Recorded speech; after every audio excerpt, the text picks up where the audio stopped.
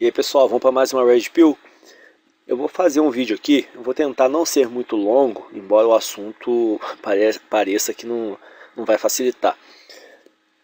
Eu vou falar aqui um pouquinho sobre aquele conceito que o Freud fala na psicologia, né? Sobre o id, o ego e o superego. Eu vou falar aqui sobre isso. Se eu estiver falando alguma coisa errada, vocês quiserem depois comentar, fiquem à vontade. Porque tem tempo que eu estudei sobre esse tipo de assunto e eu não sou dessa área específica, né? Mas eu já estudei um pouquinho sobre isso e também já fiz algumas leituras sobre isso há um tempo atrás, mas tem um tempo já, né? Então, se eu estiver falando alguma bobagem, vocês sintam-se à vontade para comentar aqui. Eu vou falar sobre esse negócio do Freud,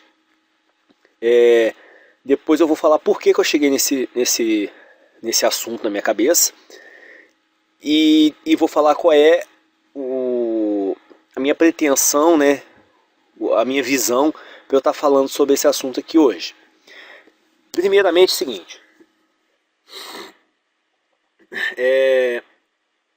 esses três ícones, vamos dizer assim, né, são objeto de estudo do Freud: o id, o ego e o superego.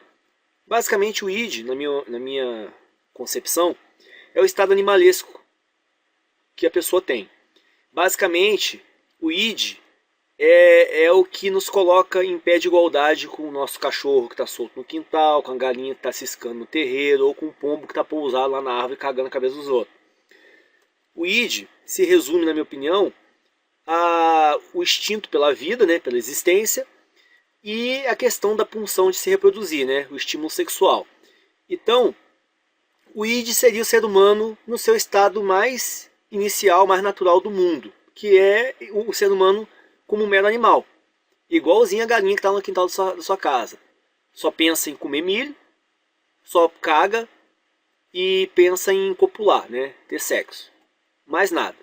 O id se resumiria a isso, tá? Vou passar para o superego aqui, tá? Depois a gente comenta o ego. Superego, na minha opinião, seria o que coloca a gente, né, nós, como seres humanos, que é o racional, a capacidade que a gente tem de pensar, de concatenar ideias, de construir raciocínios. E aqui, por exemplo, fala que o superego é inconsciente, tá vendo aqui? Tá falando. Só que, na minha opinião, ele é consciente, tá? Depois eu vou mostrar para vocês aqui uma outra tela que fala sobre esse estudo psicológico, né, ou psicoterapêutico, não sei. Tem outras telas aqui que falam que ele é consciente. Então isso aqui parece que tem alguma divergência aí na doutrina, né? Na minha opinião, é consciente, tá? Ali na frente a gente vai ver outra tela que fala que é consciente. Então, na minha opinião, o superego é a capacidade que a gente tem de ser humano, ser diferente dos outros animais, que é a capacidade que a gente tem do racional. O ego aqui ele fala que é consciente e tal. Na minha opinião, é o contato que nós temos com a realidade, com o dia a dia. Aqui, por exemplo, está falando do princípio da realidade. Eu acho que não é bem isso. O ego seria o nosso contato social e cultural, a nossa troca com o mundo, entendeu? Então, seria a nossa aceitação no meio social. Deixa eu passar aqui para outra tela, para a gente começar a evoluir esse assunto aqui. Por exemplo, aqui está mostrando o id não trabalhar e ir para a praia. Seria uma atitude o quê? Uma atitude, por exemplo, igual de um animal. O animal fica perambulando pelo mundo. Ele não tem o objetivo de ir na árvore pegar banana, por exemplo, um macaco. Ele vai lá 1 hora da tarde pegar banana, ele planejou ficar lá até 1h30, curtir um solzinho até 2 da tarde, depois ir embora pegar as macacas no outro galho às 5 horas da tarde. Não. Ele simplesmente não tem qualquer responsabilidade, qualquer rotina, qualquer nada. O animal, no estado animalesco, simplesmente existe. Então aqui, ó, coincide com isso aqui, não trabalhar e ir para a praia, que está dando um exemplo como se fosse o id. O ego aconselha prudência, busca oportunidade mais adequada. Saca só esse termo, busca oportunidade mais adequada. O que seria uma oportunidade adequada? Uma oportunidade que é aceita no meio social. Então você percebe aqui que tem essa troca com o mundo.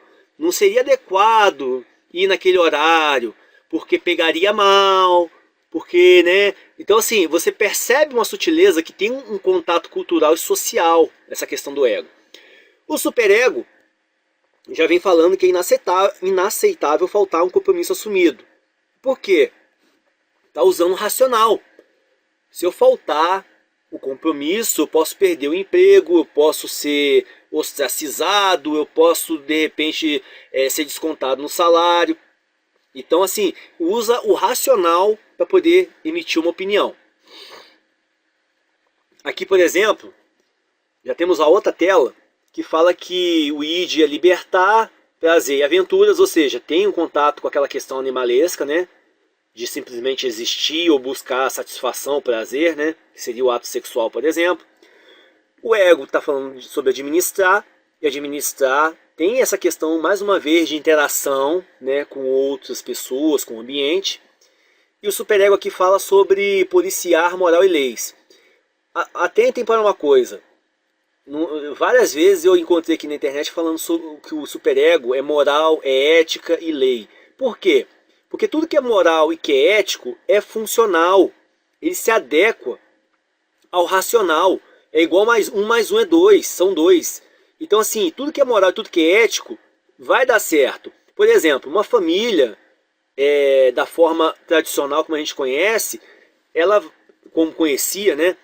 Ela vai dar certo, porque o homem administra a casa, a mulher cuida do casal e dos filhos, né? A mulher segue as orientações do homem, o homem provê a casa. Essa construção, ela foi durante toda a existência humana, até agora bem pouco tempo atrás, alguns anos atrás, né? Algumas décadas atrás, era o correto, era o ético, era o moral. Quando você foge disso, tá? Por exemplo, você pega uma Amy Sol, que está dando para todo mundo aí, botando filho no mundo sem responsabilidade nenhuma. Isso é amoral, isso é antiético. Então, assim, vai dar errado, você vai ter uma família desestruturada, você vai ter um prejuízo na questão da manutenção econômica dessa família, né? Você vai construir, vai formar, né, uma criança, um adulto, um futuro adulto com sequelas emocionais, né? Você também afeta a vida do pai emocionalmente, porque está sendo alienado do filho, enfim.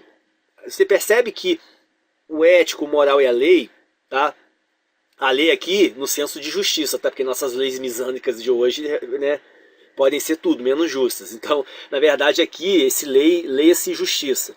Então, aqui, o que é moral, o que é ético, o que é justo, traz benefícios, não traz prejuízo, tá? Não furtarás, né? Sei lá, não roubará, vamos dizer assim. Vai dar certo. Se você não roubar o do outro, a pessoa não rouba o seu, não tem problema, todo mundo vive bem. Agora, se você for amoral, for antiético, né, for injusto e quiser roubar a coisa da outra pessoa pode roubar a coisa sua, outra pessoa pode vir resolver contigo, te matar, assim. Você percebe que tudo que é antiético, antimoral, imoral e injusto tem uma chance muito grande de não dar certo. Então é palpável, a gente consegue raciocinar isso. Vem falando aqui que o id é inconsciente, que o ego é consciente, e olha aí, o superego consciente, tá vendo? Percebam aqui o seguinte, fala que o id, quando se destaca, sobressai, né, é uma psicose, se transforma na psicose. O ego, quando sobressai, é normalidade. Atentem para esses termos, normalidade. O que é normalidade? O que é normal? O que é normal é algo que é aceito como comum aonde? Pela sociedade.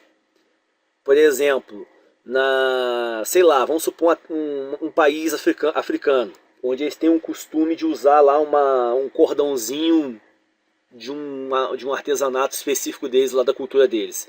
É normal para eles aquele cordão. Mas se de repente esse africano sair e for lá para a Europa, usando aquele cordão, vai soar estranho lá, porque não faz parte daquela cultura. Do mesmo jeito que uma mini saia de uma mulher europeia é normal na Europa, mas na hora que ela chegar lá no Oriente Médio, não vai ser normal. Então, não vai ser visto com normalidade, né? Então, o que seria essa normalidade, esse normal? É a aceitação social. Então, mais uma vez aqui, ó, fica claro que o ego tem a ver com a aceitação social, com a questão cultural, tá? E aqui o superego fala que é neurose, quando ele se sobressai. Eu não concordo nesse sentido que eles colocaram aqui, não. Porque como o superego, na minha opinião, é responsabilidade, é raciocínio lógico, né, e tal, é o racional, na verdade, vocês aqui já ouviram, por exemplo, alguma pessoa falar assim, fulano é muito neurótico. Por quê? Ah, porque ele estuda muito, porque ele é muito meticuloso, porque, sabe, uma pessoa que tem sua atenção, seu foco muito concentrado, é uma pessoa muito neurótica, né, no termo comum, usual. Então, na verdade, eu entendo que esse superego aqui com neurose seria foco em algo, entendeu? E isso está conectado com o racional. Agora vamos para a última tela aqui. Essa última tela eu acho que é a mais exata que tem. Eu acredito que o id, que é o estado animalesco, ele tem, tá vendo a setinha dupla? Ele tem uma conexão com o ego, tá? E o ego, na minha opinião, como ele tem essa leitura da cultura, do social, ele tem essa visão de autoaceitação, né? Será que o coletivo me aceita? Será que eu sou bem visto pelo coletivo?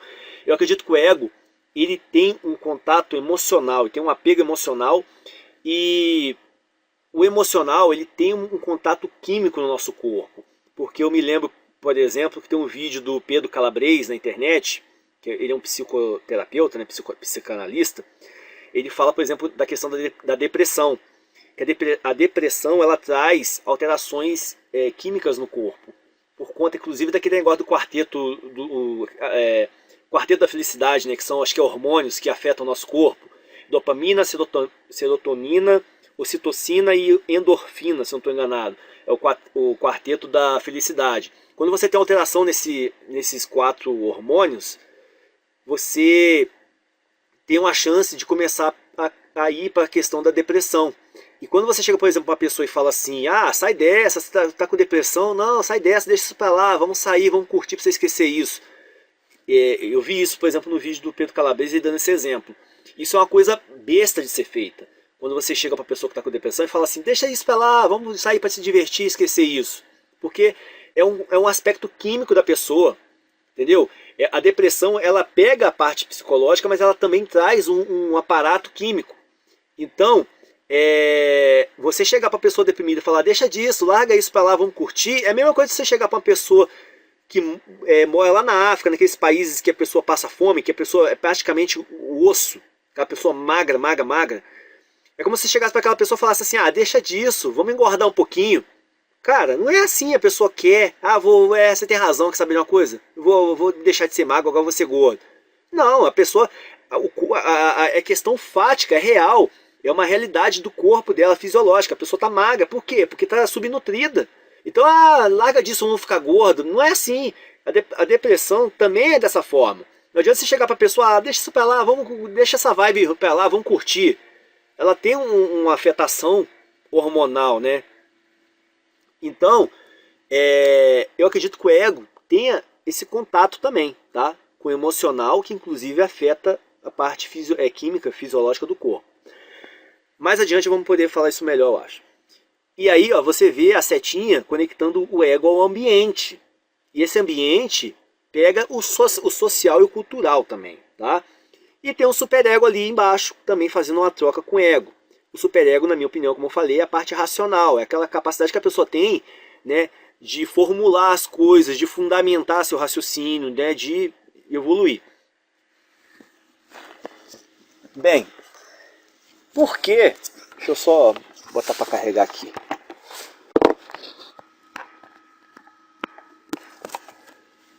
Por que que eu tô falando sobre isso tudo? Eu vou resumir aqui como é que eu cheguei nesse raciocínio hoje. Eu estou trabalhando num outro setor agora, é o mesmo emprego, mas num outro setor. Então eu estou tendo contato com outras pessoas no ambiente de trabalho, novas pessoas, e hoje, por exemplo, teve lá uma menina que trabalha lá comigo e ela é lésbica, né? Então ela tem lá a namorada dela. Na hora que ela saiu hoje, para ir embora para casa, né? Ela falou assim pro pessoal, que eu vou hoje na minha sogra resolver não sei o que lá. Ou seja, ela vai na casa da mãe da mulher com quem ela se relaciona. E como eu sou um cara heterossexual,